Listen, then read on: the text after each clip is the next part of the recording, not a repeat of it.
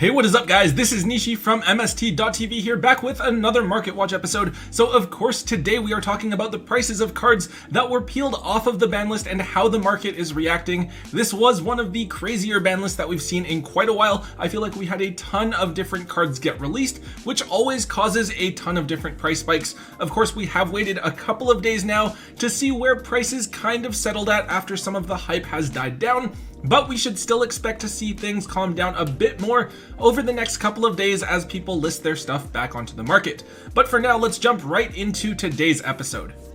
First up, we're taking a look at Skill Drain, which was, in my opinion, the craziest change from this ban list, going from 1 to 3. Now, in my mind, this card was never going to come off the list because of how strong it is. I personally thought it was more likely to get banned than go to 3, but here we are.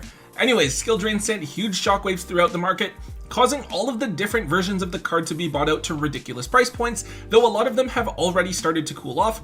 So the Turbo Pack Ultras peaked at around $150, they're currently down to about $115. The Lost Art Ultra Rares I saw people paying around $80 for, they are now back down to anywhere from $60 to $65. The DT copies are also around $60, though I believe they are a bit harder to find than the other versions and we don't see as many sold listings on TCG Player. The craziest thing to me was the rares and the battle pack printings of the card. Usually we might expect a limited card going to 3 to hit like $20, $25 or so, if that. But in this case, Skill Drain was already a difficult card to find when it was limited, right? So it's even harder to find now.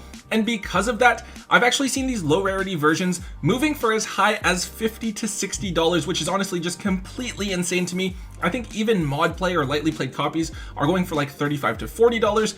Now, realistically, you're probably looking at moving these lower rarity versions for anywhere from $30 to $40, maybe $50, which is still pretty high for a card like this, but a bit more realistic than something like $60. I think that the other really obvious thing to note here is that this card will probably receive a reprint in the very near future, either in an OTS tournament pack or in Ghosts from the Past 2, and that will definitely make the card much more affordable and accessible. The card is still pretty scary, right? And understandably, it has the potential to make Eldritch a top tier deck once again, but even if you are really big on playing the deck and abusing Skill Drain at 3 for the first time in a decade, I would definitely wait for a reprint to cool these prices off before going out and splurging on a set for yourself.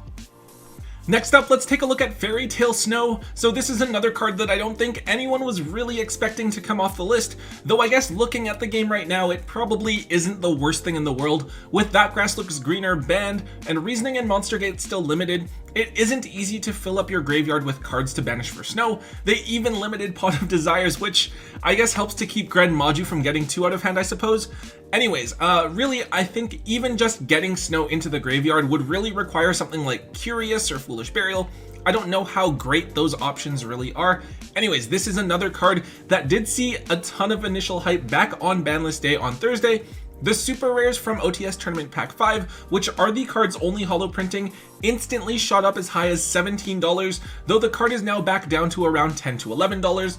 And the card does have 2 common printings, though I believe they were short printed. One of those is going to cost you about $3 each. Overall, this card might have quite a bit of hype behind it because it used to be so strong and because it could be really useful in niche decks and scenarios, but I'm personally not really expecting it to have a huge impact in the current meta.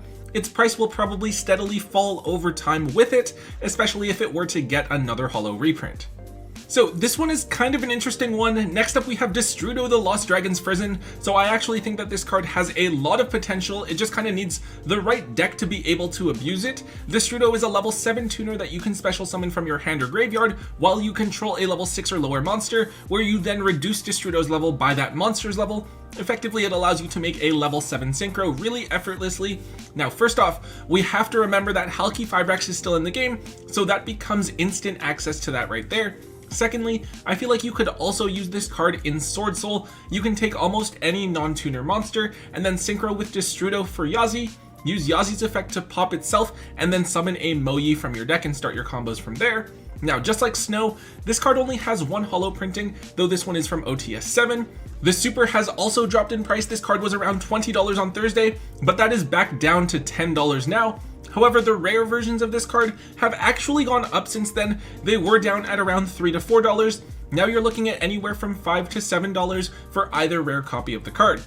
I don't know exactly how great this is going to be, right? Because there's only so many ways that you could just splash Destrudo in and be able to have easy access to it in the graveyard. But as long as Halqifibrax is in the game, this card enables any monster to become Halqifibrax right away. Therefore, this is probably a card that you're going to want to pick up at least one copy of for yourself to use, basically regardless of what deck you end up deciding to play, though it might also be worth waiting for a little bit and seeing what reprints are coming in Ghosts from the Past 2 before you decide to pick up your copy.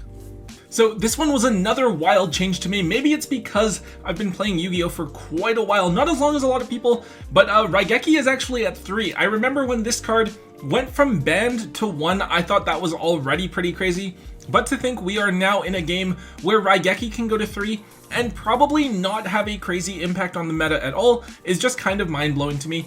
Anyways, yeah, super simple card. It's probably not as strong as something like Lightning Storm or Dark Ruler No More, but it's still a super simple board wipe that I'm sure will catch a lot of people off guard and just might be a really awesome budget option for those of you that can't afford those pricier cards. Now, Raigeki has a bunch of different printings, so many that I'm not going to go over all of them. It would just take forever. What I will go over instead are 2 of the more notable price jumps for 2 versions that you are more likely to run into. First, we have the Ultimate Rares, which were sitting at around $100 to $110, which have now jumped all the way up to $150 a piece. And the Megaton Secret Rares, I'm pretty sure these were under $1 for the longest time, and they are now up to between $4 and $5 each, which is still a pretty crazy price jump in terms of percentage. There are other versions like the LOB Super, the Retro Pack Ultra, the Spirit Charmer Structure Deck Super Rare, all versions that saw a lot of movement on the market and have gone up in price as well. But whatever version you happen to have, remember that this is a card that is up in price all across the board and would actually probably be a really fitting reprint in Ghosts from the Past 2, so maybe consider offloading all of your extra copies of this card while there is this initial hype after the ban list, just in case the card does get reprinted and proceed to tank in price. Alright, probably not the biggest move or anything like that here, but A Hero Lives actually went from limited to semi-limited status. I don't think that this is a huge change for heroes.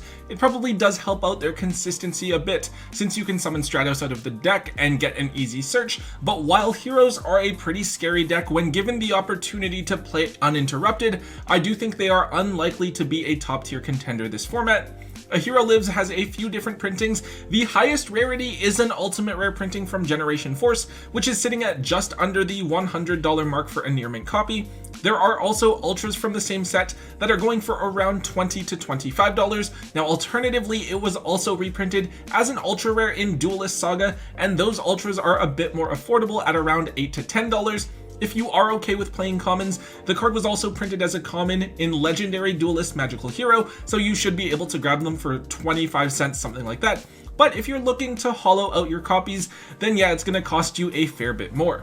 I think that this move honestly could have happened at any point over the last couple of ban lists. So if you are a hero player that didn't have your copies of this card picked up already, that's on you. But if you do happen to have holo copies of this card sitting around somewhere, you should definitely consider offloading it now, as the price spike from this card going from 1 to 2 is definitely bigger than the spike we will see when it inevitably goes from 2 to 3.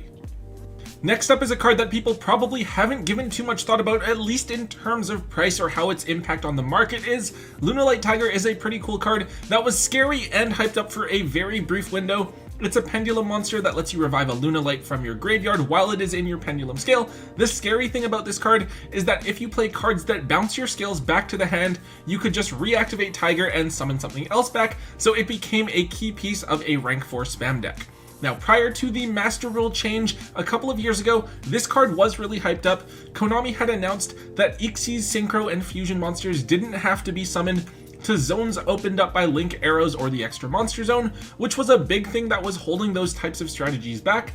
However, right before those changes came into effect, a bunch of cards were banned or restricted to 1 because it felt like they might just be way too strong. So cards like ABC Dragon Buster and Totally Awesome were limited, and Tiger was one of the cards that was banned. Anyways, with Tiger now back to 1, I know some people are really hyping up Lunalights as a potential sleeper deck, maybe with Time Thieves or Tri-Brigade cards. In my mind though, I still think that's going to be difficult, especially since Tanky is now limited to 1, so you can only search this card out in so many ways.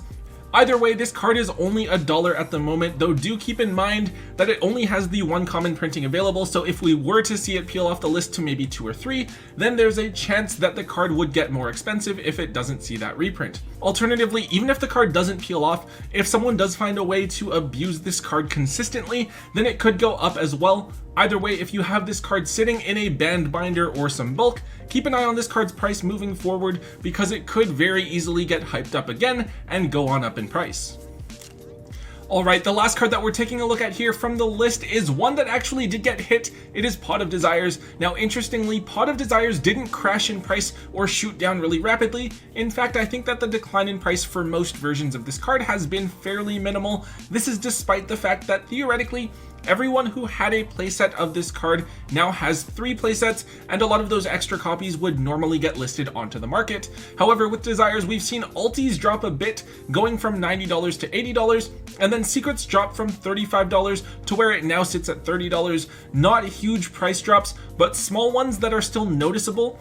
The reasoning for this is pretty simple. A lot of people are probably of the opinion that Pot of Desires could go back to 2 or 3 in the future, and if that does happen, they want to have sets of the card available, so the best time for them to buy up this card is when people overreact to the card being limited and sell at an extremely deep discount out of panic. The other thing that we have to keep in mind is that some people might now actually be more willing to pick up high rarity versions of the card if it were too expensive or unrealistic for them to buy 3 alti Desires. They now only need 1 for their deck, so they don't feel as bad about pulling the trigger on just that one card. These factors combined have led to not as sharp of a decline in the prices of these versions of Desires, as the card has fallen, but not by a significant amount. There is definitely still room for these versions of the card to drop, so if you're wanting to grab your 1 copy or invest in some cards that have been hit by the ban list, see if you can snag some locally from people that are panic selling and willing to take cash offers a little bit lower, or wait for prices to drop a bit further before pulling the trigger.